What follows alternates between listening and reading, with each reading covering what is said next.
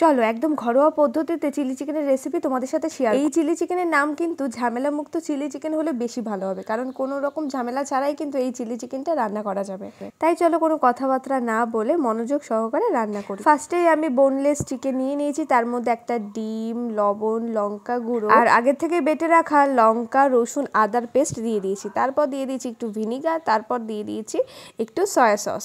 Cornflour ছাড়া তো এই রান্নাটা একদমই অসম্পূর্ণ, কারণ তুমি যদি ময়দা বা আটা দিয়ে রান্না করার চেষ্টা করো তাহলে ক্রিস্পি জিনিসটা আসবে না। তাই পরিমাণ মতো একটু দিয়ে দিয়েছি কর্নফ্লাওয়ার, তারপর দিয়ে দিয়েছি 2 চামচের মতো ময়দা আর দিয়েছি একটু গোলমরিচ গুঁড়ো। তারপর ভালোভাবে ম্যারিনেট করে রেখে দেবো আধ ঘন্টার জন্য। দেন আমি আধ ঘন্টা পর চলে এসেছি রান্নাঘরে আর কড়াইতে দিয়ে দিয়েছি সাদা তেল। আমি মনে করি সাদা তেলে যদি এই চিলি চিকেনটা রান্না করা হয় তাহলে বেশি টেস্টি হয়, তাই আজকে রান্নাটা সম্পূর্ণ আমি সাদা তেলেই করব। এবার আমি তেলের মধ্যে দিয়ে দেবো ম্যারিনেট করা চিকেনগুলো। এগুলোকে একটু লাল লাল করে ভালো করে ভেজে তুলে নেব। ভেজে রাখা এই চিকেনগুলো পুরো পকোড়ার মতো খেতে আর এত ভালো লাগছিল ভাবতে পারবে না। আমি তো রান্না করতে করতে মানে ভাজতে ভাজতে 2-3টে একবারে খেয়ে নিয়েছি।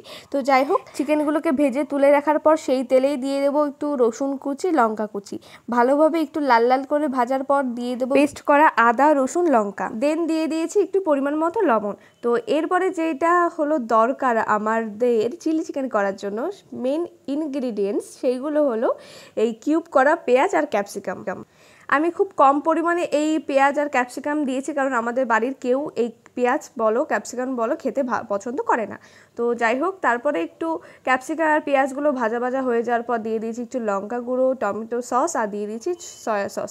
এইগুলোকে ভালোভাবে একটু কষানোর পর দিয়ে দেবো একটু গোলমরিচ গুঁড়ো। দেন দিয়ে দেবো বোনলেস চিকেনগুলো, যেগুলোকে আমি আগে থেকে ভেজে রেখে দিয়েছিলাম।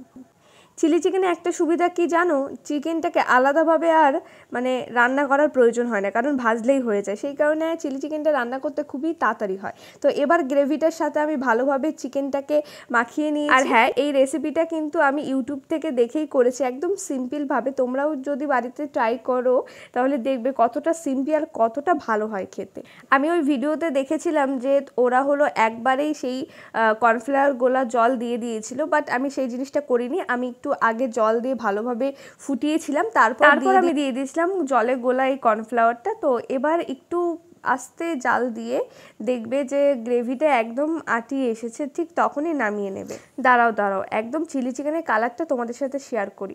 বিশ্বাস করো গাইস, এত সুন্দর হয়েছিল খেতে, আমি ভাবতেই পারিনি। আর গরমে তো আমার অবস্থা পুরো মানে টাইট হয়ে গেছে, মানে এত গরম রান্নাঘরে, তার মধ্যে আবার রান্না করছে, কি আর বলবো।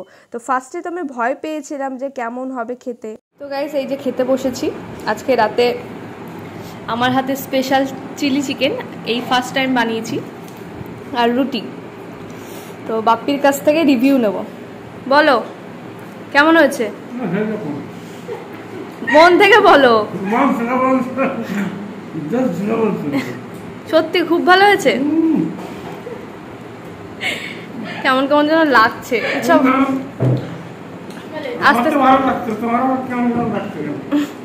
ঠিক আছে, বাপ্পি ভালো খাচ্ছে। তুই বল, সত্যি জোরে বল। সিম্পলের মধ্যে খুব সুন্দর হয়েছে। রেনেসা কেমন হয়েছে? দারুণ। তা তোমার ছোট মেয়ে রান্না করতে পারে তো? বিয়ে দিয়ে দাও। তুমি একটু বেশি ওভার অ্যাক্টিং করে ফেলছো, বেশি অ্যাক্টিং করতে গিয়ে না। ভালো হয়েছে।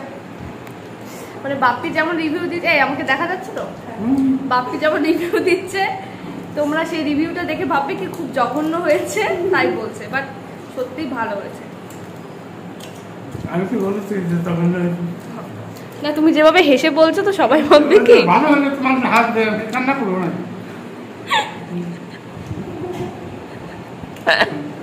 আমরা খেতে থাকি, ভালো হয়েছে। আর নতুন একটা রেসিপি পরের দিন ট্রাই করবো।